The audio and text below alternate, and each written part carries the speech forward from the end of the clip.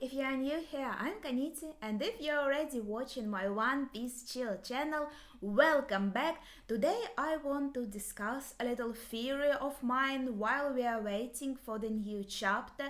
So if you're an anime only fan, there will be a lot of spoilers for you. Beware, they are going to start right now. Basically, I want to talk about Yamato and Yamato's powers, maybe a devil fruit, maybe powers that Yamato was born with. We do not know for sure, but I have a theory that Yamato does have a devil fruit, and it is a Kirin devil fruit. So now that you know what my idea is, I'm going to explain it and try to prove it. Let's discuss what Kirin is at first. Kirin is a mythological creature from Japanese folklore, but first it came from China, so its origins are Chinese and it was called Kirin. Basically, you can find information about this creature if you search for Kirin or Kirin. And in Japanese mythology, it is a very important creature, and it is a sign of arrival or passing of a great ruler. If you see a Kirin, it means that a great ruler either is going to arrive soon or he is dead now. He just recently passed away. And I think that this is such an important thing to mention to our Wano story, because we have a passing of a great ruler, that is Odin. And now, 20 years later, we might have an arrival of a new illustrious ruler. It can be also a wise man. But I think in this case, we are talking about someone who will be able to become a shogun of Wano.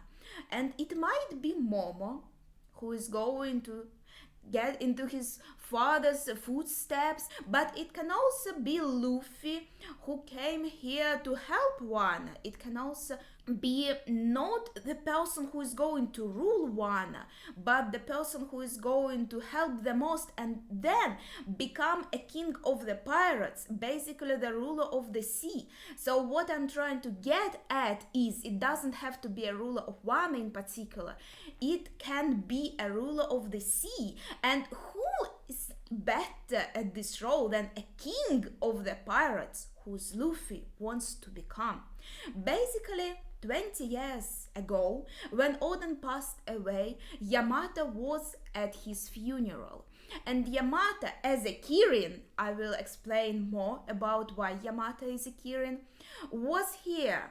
And Yamato's appearance at this funeral was like a sign of a passing of this great ruler. And then an age of sadness began at Wano. And while this was this devastated country, Kirin could not appear in this country, because in mythology we see that it is a creature that only appears in a land that is ruled by a great man, a great person in the age of prosperity. That is why Yamato was hidden away, because Yamato could not appear in this sad world. But now, 20 years later, when the possible new ruler arrived, when Momo arrived, who is going to be a new shogun, when Luffy arrived, who is going to be king of the pirates, this is when we see appearance of Kirin again, because it is a sign of a great ruler arriving. So that's the significance of Kirin. But now let's talk about its appearance. Basically, it's a beautiful horse-like creature with a single horn that is able to breathe fire. It's usually very peaceful, but it also can have electric powers. This is very important. Keep this in mind. We see Kirin appearing in many different pieces of media and works of art. For example, in the game Monster Hunter World, I like bringing up games as references, but here it's just a perfect one, because here we see Kirin in this color of blue and turquoise in Monster Hunter. And Kirin is actually a creature with electrical powers, and it looks beautiful and majestic. It's a very difficult creature to fight in this game.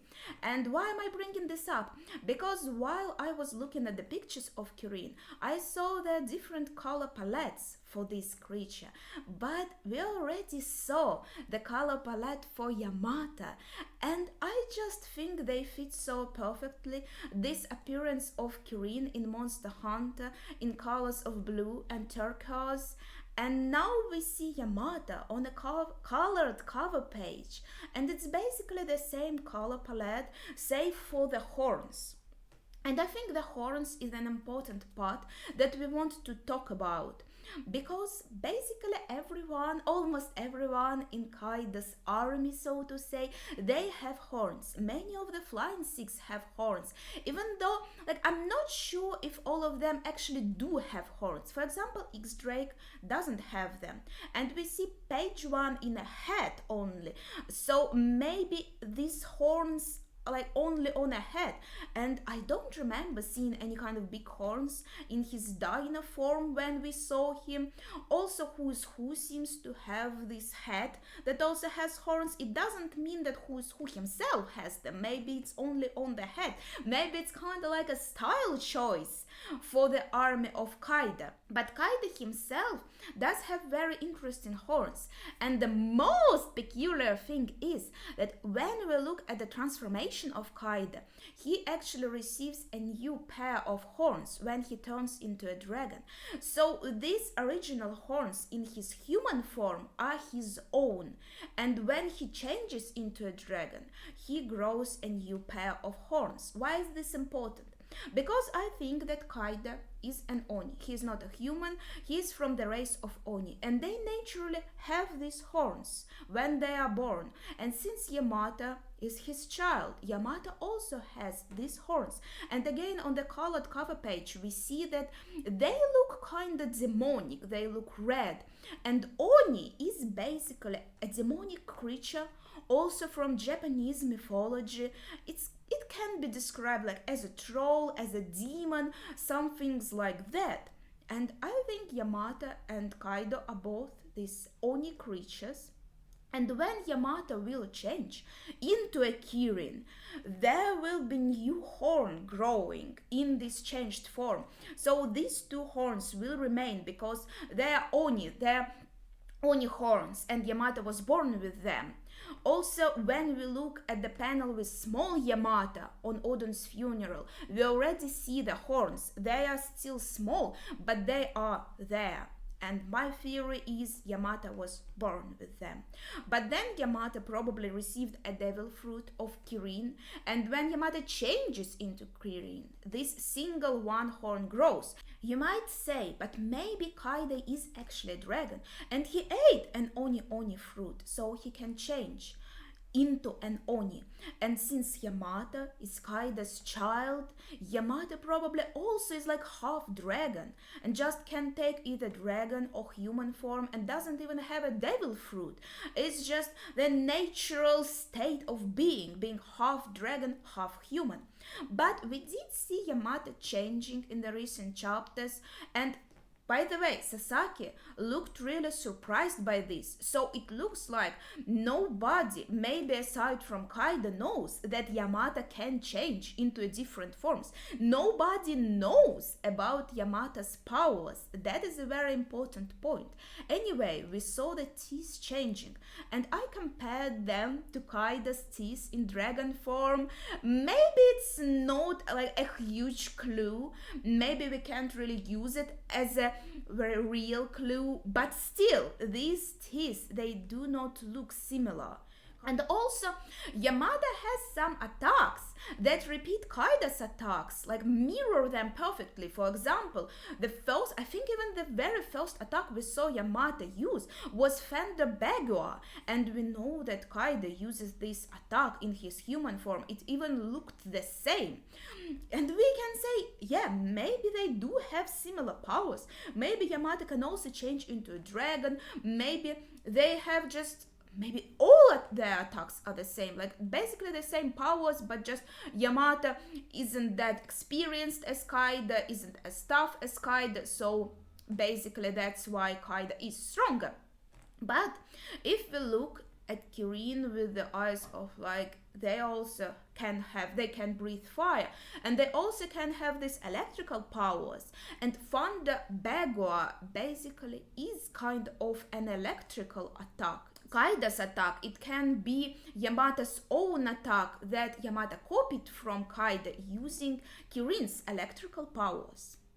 And also thanks to the fact that Kirin has these powers similar to a dragon's, Yamato will still fall in this system of Kaida's army, of these mythical creatures that on the highest level usually are dragons or dinosaurs. Kaida himself is a dragon, and his most strong players in his army are dinosaurs. And even though Yamato is not a dinosaur or a dragon in this theory, Kirin is still a powerful mythical creature that have some powers similar to a dragon's powers. And my theory also is that many of other strong players might have interesting mythical creature devil fruits. For example, Jack is not a dinosaur, right? And I think maybe Black Maria could have a horned snake devil fruit. But now after recent chapters, it also can be maybe some kind of spider, maybe the Black Widow spider. It is possible, but I also loved the idea of a horned snake when I found out about this mythological creature. But we can also see this in someone else. I don't think it's going to be Yamato though, because for a character as important as Yamato, I would like to see a really stunning devil fruit, some crazy powers, and I think such a majestic mythical creature as Kirin or Kirin really fits Yamato in this story. Lastly, I want to say that while Kirin are the most powerful and sacred creatures in Japanese mythology, they are also known to be gentle and pure, and Yamato actually means great harmony. So the idea is that Yamato, with these Kirin powers, will be a sign of an arrival of a new great ruler, of Moma and of Luffy, and also will bring this great harmony with this power of gentleness and pureness. I think you get the idea, and I really love this theory. What do you think about this? Do you like the idea of Yamato being Kirin? Do you think Yamato will bring great harmony? Or do you like the idea of maybe Yamato actually being a dragon and not having any devil fruit at all? What are your thoughts? Share them in the comments down below. That would be it for today from me. Thank you for watching and see ya!